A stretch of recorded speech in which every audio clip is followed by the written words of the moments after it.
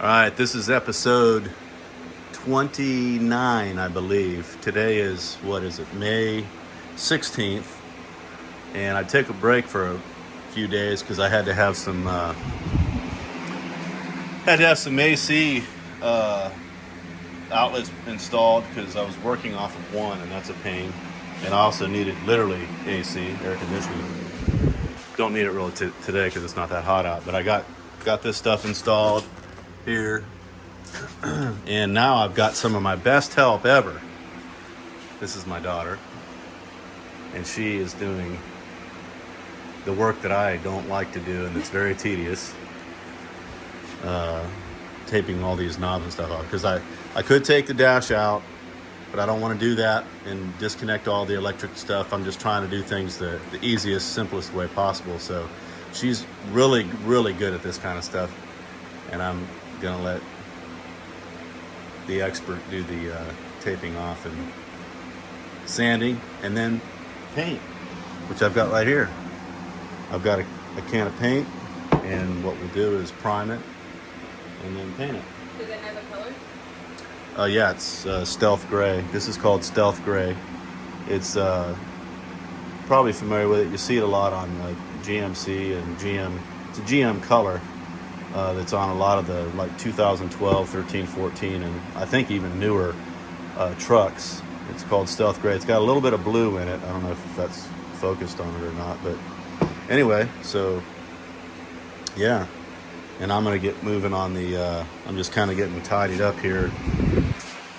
Get moving on the panel that I have over here it's the rear quarter on the passenger side. Now, I've already fixed this panel here, and I've also already fixed the flooring and put in that B-pillar.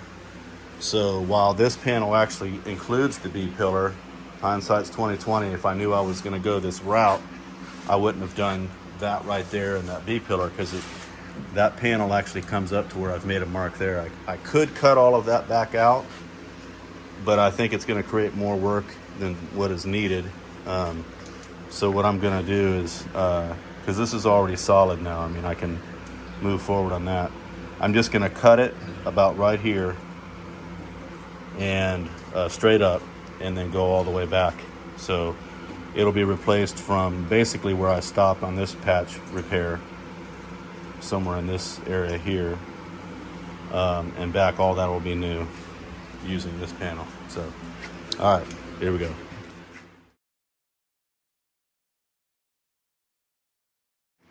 All right, this is the prep work that my daughter did for me.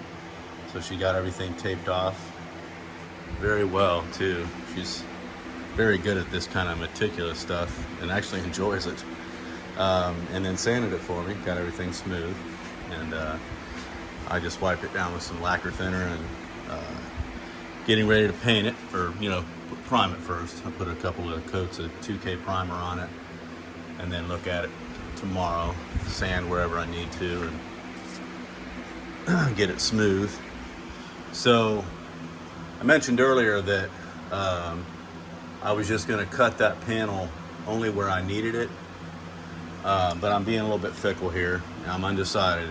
I might only, and really it's only because I guess the work that I've already done on it, but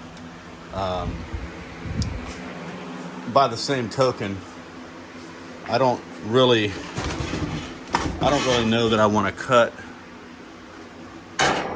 Ooh. Let me lay this down here.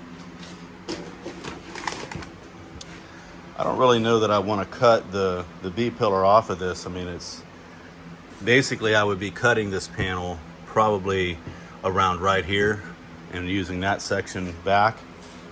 But I mean, I'm proud of what I did right here. Because it was some stuff that I used, when Claude and I did the truck. But it does have its issues, though. The fact that, and I made a strong repair back here as well on this B-pillar, but really, all it would take is probably an hour's worth of work to get, to cut this off down here again and you know, go ahead and cut the panel. Where is the mark? Somewhere in this region, actually probably back in here, and cut that back and replace the whole thing, because to weld in the new panel, all I would be welding is right here and at the bottom of this pillar. Everything else is already in place. And I guess I'm just undecided.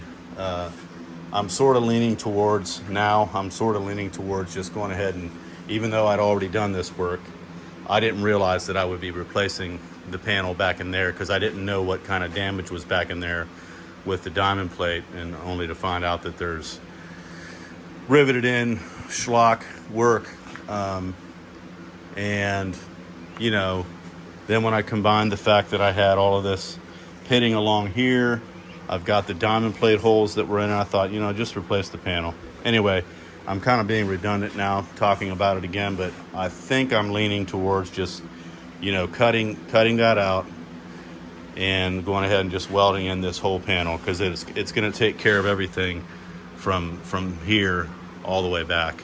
And then I've got the back corner and the inner wheel housing. So basically this whole back section of the body of the Jeep would be all fresh. So anyhow, that's why I kind of am diverting right now, giving myself more time to think about it. But I'm going to go ahead and get some primer on this dashboard, some 2K primer, a couple coats, and then let it sit overnight, and then assess what needs to be done to that before I have Allison spray paint it for me. She's going to use that little AC Delco can I showed earlier, and we're going to get to look at what this color is going to turn out to be. All right, here we go.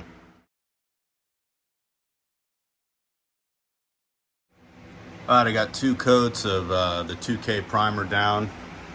I used Nason 2K primer, just like what I used on my 66 truck from before. It seemed to work well. And so I'm gonna let this sit up overnight, and probably should have taped off the steering wheel first. I was gonna do that, I just forgot to do it in a rush. Anyway, not a big deal though, because I'm gonna paint this black anyhow, at least from, you know, obviously from here down. The steering wheel itself won't be, but in any case, looks pretty good. I mean, it's not a concourse, you know, showroom looking situation, in that I see some imprints. Let's see, like right there, got some little imprints and stuff like that. But like I said at the beginning of this, I'm not here to spend a great deal of time, you know, making this thing look perfect, because it's going to be a driver. So I'm not going to, you know, add any putty to that and smooth it and all that kind of funky stuff like I did the truck. It's going to be fine. It's just a Jeep. So, and it's not going to be even necessarily a show Jeep either, just something that I have that I drive and I enjoy. So I think that's going to do it for today, because I'm still undecided on this, but most likely I'm kind of leaning towards going ahead and taking it to, you know, cutting it here and taking this whole piece off and just using that whole panel instead of cutting it up and welding it and stuff. Since I've got it, and you know, it might cost me another hour's time or something like that to get that cut off and so forth. Maybe an hour and a half or 2 hours, but no big deal in the big scheme of things. So then this panel will be new. This back corner will be new, which will weld on secondly, and then the final piece will be the. I don't know if I guess I'll have to weld this one on first, and then mock things up and see which one I want to put in before the other. I'm thinking this will go on after this panel, and then that will butt up to the inside of it so it registers properly. I'm thinking that's what I'm going to need to do. So anyhow, that's a wrap for today.